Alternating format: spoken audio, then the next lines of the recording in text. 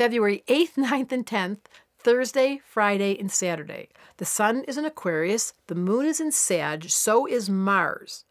These are my favorite people. I shouldn't say that. It's not they're my favorite. They're just funny. You put an Aquarian and a Sag in a room together, and you have the Emperor walk by without his clothes on, they're going to be going, I see his balls. They just say things. Any of you have been to the starcommunity.com? I have these montages that I make. I had the funnest time doing the Sag montage because I talked about that. Like, these are the people that cannot not say what's true. If you have Aquarius and Sag in your chart, blah. And we count on you. Now, do you get in trouble? Yes.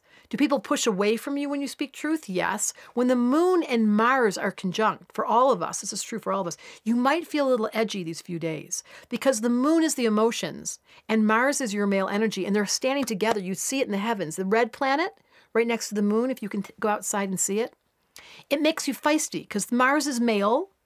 The moon is your emotions.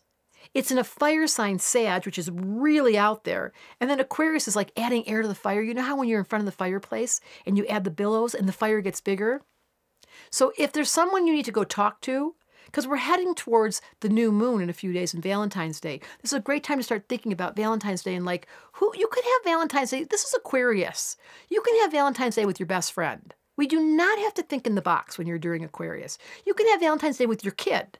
You can say, you know what, I just want you to know I love you so much. You are my Valentine. Let's get out of the old story.